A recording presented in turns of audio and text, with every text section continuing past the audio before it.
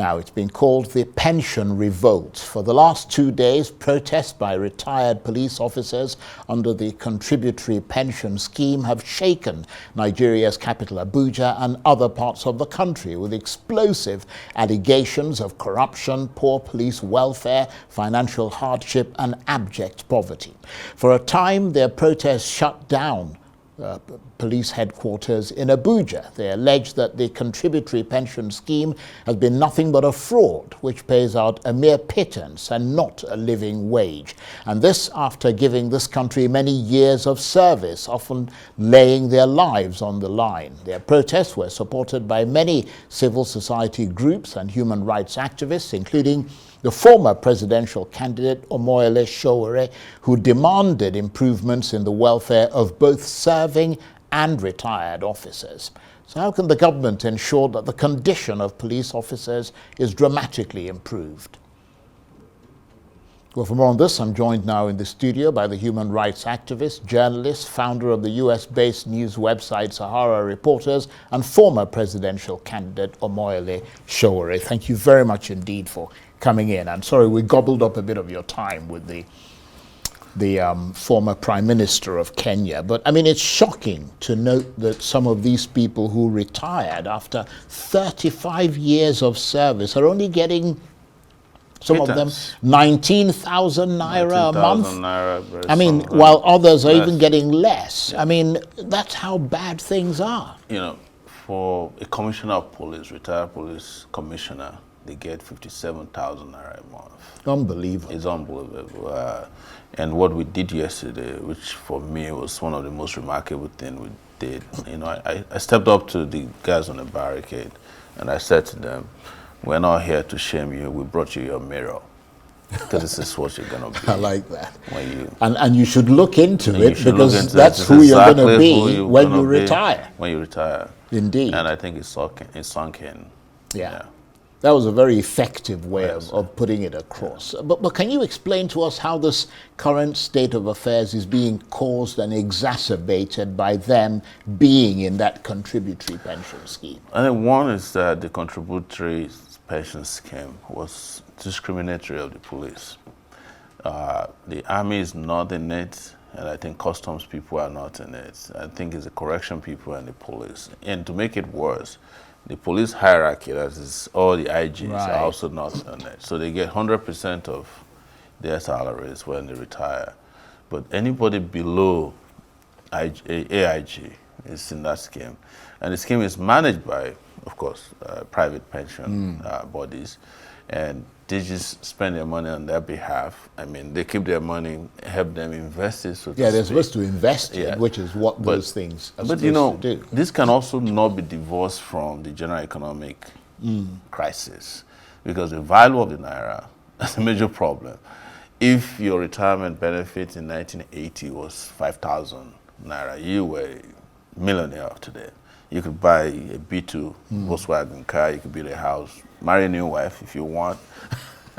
But today, 2 million naira that are paid is pittance. It can't even buy them recharge card. Some can't buy a new handset, that's a phone device. But I understand that removing them from that scheme is beyond the remit of the Inspector General of Police. Apparently it's deeply woven into a web of statutory mandates, interagency protocols, and what somebody described as policy inertia, which is essentially that the policy has remained unchanged, and even when circumstances and all the evidence clearly suggest the need for reform.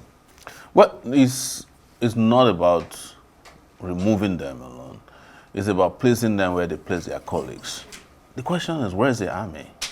Why wouldn't you have a different pension scheme for the police as different from the army? We are duty-bound as a country to take care of retirees. But by the way, let's make it clear, this has nothing to do with retirees alone. We were also fighting for serving policemen. Yes, I noticed that you mentioned that. Because the less you get paid as your minimum wage, the less you can contribute to your pension as well.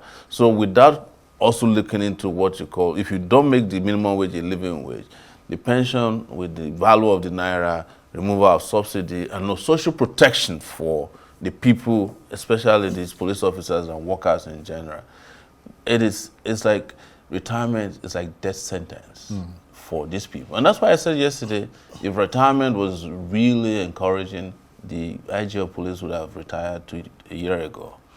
I understand the Police Service Commission condemned the protests, saying that it's some bad people, as they put it. Well, I suppose they see you as a bad person. Exactly, that's fine. But you can understand that most of the people who are in the Police Service Commission are people who are not in the CPS. Yeah. They are mostly AIGs and above. So they don't have to care about it. They can see us as bad people because they are not getting bad pensions. You're not a bad person, are you? I don't care, you know. I can be bad to them as long as I'm good to my conscience. I'm fine. That's a very good point. Yes. And just on another note, Yes. briefly, I understand your AI smart glasses were stolen during the protests at the police headquarters in Abuja, and that you've identified the suspect who allegedly stole the glasses. Please don't mention any names in case it turns out not to be that person. Well, We don't want anybody to sue us. Just tell us how it happened and how you were able to track down the suspect. It was stolen on camera. We captured the person stealing this, and it was identified to be working with. He's a cameraman with the PPRO's office. But don't mention any names, please. But the interesting thing about it was that the moment he was captured on camera, I think there's something that technology does these days. It can help you crowdsource criminals. So within an hour, we identified who he was, where he lived. But I just decided personally not to put out too much of his information. I don't want him to get hurt. Yeah, but did you manage to get your glasses? No, we even wrote a petition, submitted yesterday, but they're still tossing us around. And that the petition was not addressed to the proper person.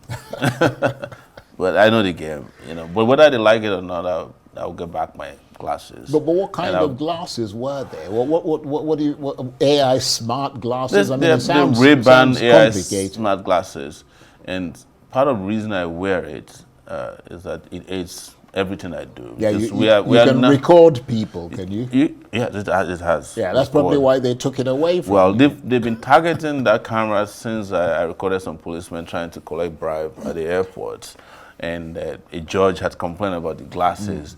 But they're just not AI glasses. They're glasses that are suited for the time that we are in. Right. That it provides you security, it provides you assistance with hearing, it helps you pick up your phone, it helps you translate. It does so many things, you know. And one of the things I said to them when they see the camera is like, you ought to have these cameras. Because that's where policing is. You ought to have body cams, and you are supposed to have AI glasses, because that's modern policing. But I expect the DSS probably have them with all those dark glasses they wear around the place. I mean, the DSS guys are just glorified policemen too. And we're in Nigeria. There's nothing they can do beyond and above their capacity to be who they should be. And the moment the focus and the agenda is to protect the rich, then they abandon the work and they don't catch up with the rest of the world. That's the problem. I mean, you can't believe that the road safety, they have body cams, but they turn it off on their own because, you know, they don't want to be seen. Yeah, they don't want to be caught doing. But I mean, given what you've just told us, would it be fair to say that your glasses weren't actually stolen, that they were confiscated? No, by they were the stolen. police? It was stolen because if you want to confiscate, you approach the person and say, you know, I want these glasses because I'm a police person. But this one, he approached us and reached out for the glasses, took them and ran away.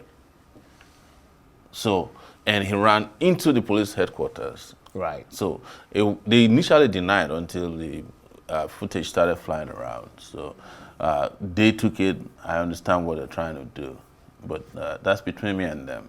Yes. Right. But you're confident you're going to get them back? If I don't get them back, I'll get more. There's nothing there's nothing they can do about that. The world has moved past this very mediocre, Stone Age mentality anyways, yeah. So, I mean, just very briefly, we've got about 2 minutes left. Just your sense of the political complexion of Nigeria at the moment. I mean, we've got the PDP meeting today. We've got the APC also meeting. They're all girding their loins, as it were, in preparation for what's to happen. We saw Rotimi Amechi turning up in Rivers State today, and I mean, huge crowds came out to meet him under the banner of the ADC. A lot of people dressed in ADC sort of colors. I mean, what do you make of all that? Well, this is a season. It's a season for this set of people and the way they go about politics. But you're not eyeing any of those things. No, I was on your show last time and I told you some of the predictions I've made have happened. The fact that there's a strange boat fell, some of them are still going to come back to APC, some will keep moving around. For instance, some of the people who went and joined the coalition are now pulling out. Some have refused to abandon their old political parties and they're registering. They are going back to their old political party, say, we never left, we just went to a meeting. So that's what I told you. That's the nature of their politics. I'm just hoping, and this one is where I get a little bit emotional, and that the Nigerian people can see through all of this without AI glasses, with naked eyes, yes. I like that. Yes. On that note, I want to say thank you, but I do apologize. The time was a bit shorter than we planned, but please come back and talk to us again. I'll take a rain check. Yeah, take a rain check, Yes. mate. Omoyele Sowore is the human rights activist, journalist, founder of the US-based news website Sahara Reporters, and former presidential candidate. Good to see you again. Thanks very much. Thanks, That's it for this edition of Arise Prime Time. Join us again tomorrow. From me and the entire team here in Abuja, bye-bye, and thank you for watching.